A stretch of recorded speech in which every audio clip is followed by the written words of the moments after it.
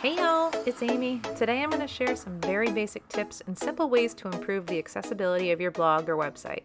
The tips in this video are really introductory level accessibility practices, not an in-depth tutorial on HTML or ARIA accessibility features. What I hope to cover is just a general overview of 5 different strategies the average blogger or website owner can use to make their site be more accessible and inclusive for people with disabilities. Since this is an introductory video, before we dive in, I want to give you an understanding of what I mean when I'm talking about accessibility and why this is important. Making something accessible means that anyone who may be coming to your website or blog can take in the content, interact with it, and make meaning from it. This includes anyone who might have a disability and may need to access the site using a screen reader or other assistive technology.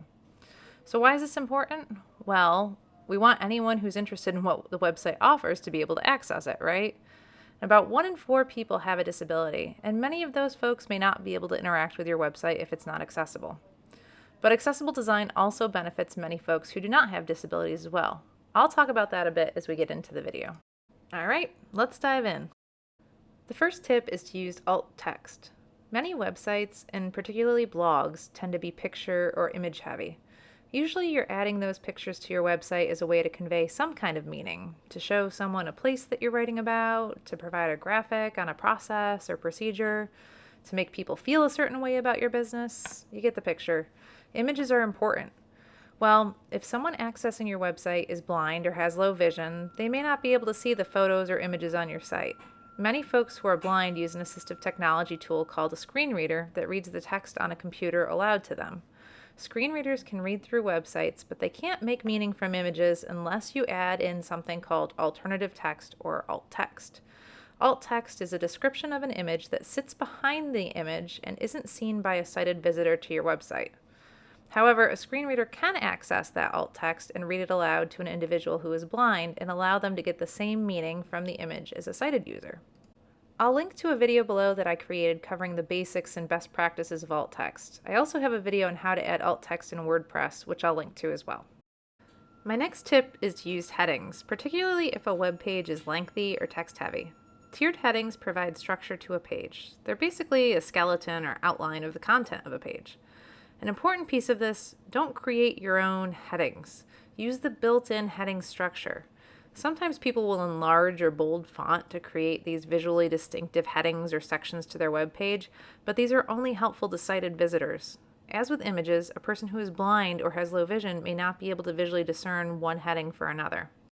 So instead, you should be using the built-in headings feature in WordPress or whatever content management system you're using. Using the built-in headings lets a screen reader know what content is at what heading level, and it allows the visitor to understand how the document is structured. Heading 1 is generally going to be reserved for the title of your web page or blog post. Heading 2 will be for the biggest section headings, the main ways the page is broken down. Heading 3 will be for the subsections of those, and so on. As I mentioned earlier, this is especially important when you have lengthy web pages that require a lot of scrolling. A visitor using a screen reader can actually jump from heading to heading in order to skim a web page like a sighted user is able to do visually. They don't have to listen to the entire page be read aloud to get to the part they want to access or perhaps get back to. Pretty cool, huh? Along similar lines, my next tip is to use meaningful and unique hyperlinks. What do I mean by a meaningful hyperlink? I mean a hyperlink should describe its purpose and where it will take you so that it can be understood even when read out of context. You also want to make sure your hyperlinks are unique on a page. It's not uncommon for blogs to have pages showing excerpts of blog posts with "read more" at the end of the excerpt. You could have a whole page of these. Why is a whole page of repeating link text like this a problem? Folks accessing the web page via a screen reader have the ability to skim a page by jumping from link to link to get a sense of what the page offers. If all of your links have the same text, they won't be able to distinguish one from another. Your better bet is to remove the "read more" link and instead link to the title of the blog post or whatever other page or form you may be linking out to. Here are a couple more examples. This website directs users to a couple of resource web pages and lists out the entire URL. If someone is coming across these links with a screen reader, not only will they potentially have to listen to the entire URL, https://, which is annoying and confusing, but there's also zero context as to what that link is all about. A screen reader user jumping from link to link on the page will have no idea why that link is there. On the other hand, on this personal finance blog, you can see a hyperlink titled How to Write a Short Resignation Letter. It's clear that this hyperlink should take you to a resource on how to write a short resignation letter. Sure enough, the link takes you to a page on that topic. My next tip is to be careful with color and design. We all want our blogs and websites to be attractive and catchy. We know design is important. However, there are times when design can lead to accessibility issues. One of the places that this often comes up is with contrast between text and background color.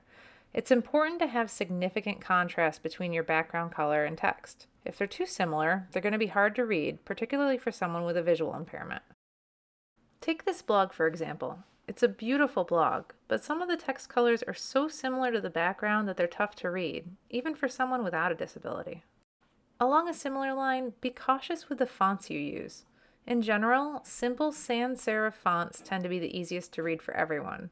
Try to avoid fancy or silly fonts as much as possible, particularly for any large bodies of text. The last thing I want to mention about design is to avoid using color to convey meaning. In this example, the college has posted a list of dates and deadlines. The red dates are meant to indicate required items. What's the problem with this? If a visitor to your website is not able to perceive the different colors, perhaps because they're colorblind or have a visual impairment, they're not going to be able to tell which items are required and which ones aren't. Find some other way to convey that information other than color. Alright, on to my fifth and final tip. Caption and transcribe your video and audio content. Increasingly, people are using videos, podcasts, music, and other digital content to enhance their websites and blogs. These are great ways to engage your audience, but they can also create additional barriers to access. If you're adding videos to your website or blog, you need to make sure that they are accurately captioned. Adding captions to a video allows an individual who is deaf or hard of hearing to be able to access the auditory content in the video. It can also benefit people who don't speak English as a first language, or people trying to watch the video in a place with lots of background noise, like an airplane. So lots of people benefit from captions. You may have seen that a lot of online platforms now offer automatic captioning.